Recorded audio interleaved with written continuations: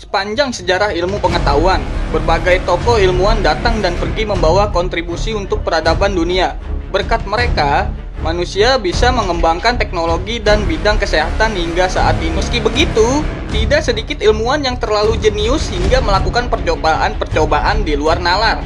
Entah apa alasannya. Tidak jarang, eksperimen mereka merenggut nyawa. Penasaran? Berikut seputar pengetahuan sudah merangkum 7 ilmuwan paling terkenal.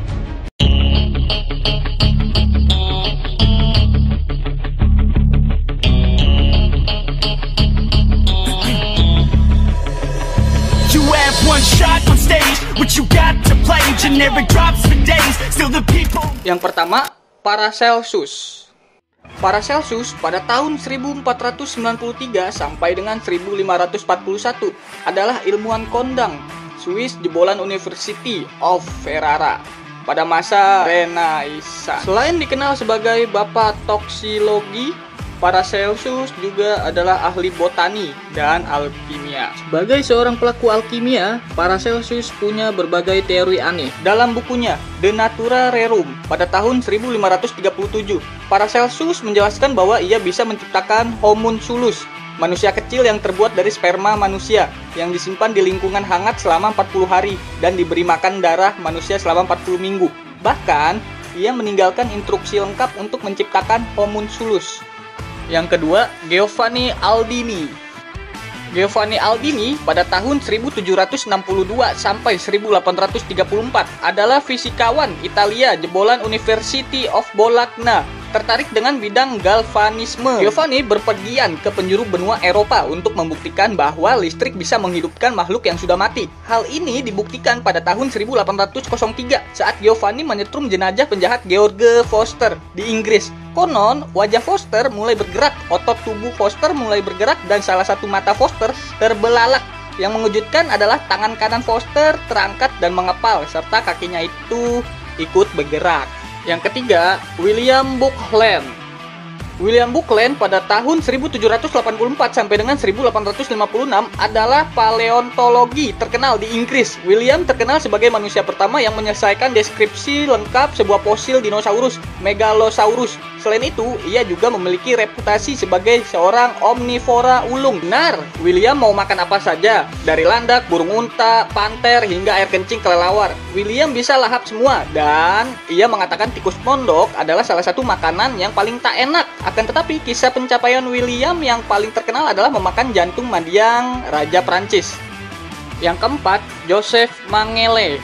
Joseph Mengele pada tahun 1911 sampai dengan 1979 adalah seorang ilmuwan partai Nazi Jerman yang juga memegang jabatan di Schutzstaffel. Ia diingatkan sebagai sosok biadab yang melakukan eksperimen pada tahanan di kamp konsentrasi, membuatnya dijuluki malaikat kematian atau biasa disebut dengan Todesengel.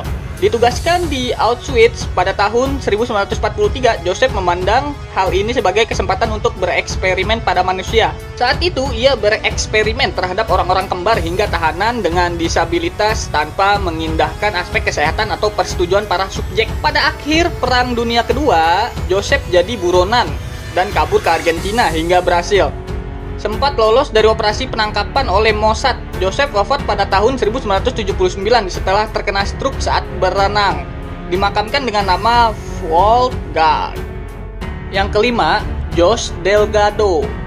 Jose Delgado pada tahun 1915 sampai dengan 2011 adalah ilmuwan brilian asal Spanyol yang sempat menjabat sebagai profesor neurobiologi di Yale University. Jebolan University of Madrid, Jose tertarik dengan bidang kendali pikiran melalui intervensi listrik, menciptakan alat bernama Stimosavr yang bisa ditanam di otak. Jose bisa mengendalikan jaringan saraf monyet dan mengendalikan melalui remote. Saat mencoba menanamkannya ke otak banteng, Jose mampu menghentikan banteng tersebut sebelum menyeruduknya. Lalu ia juga bereksperimen terhadap 25 pasien gangguan jiwa berbicara mengenai kesuksesan Stimosavr.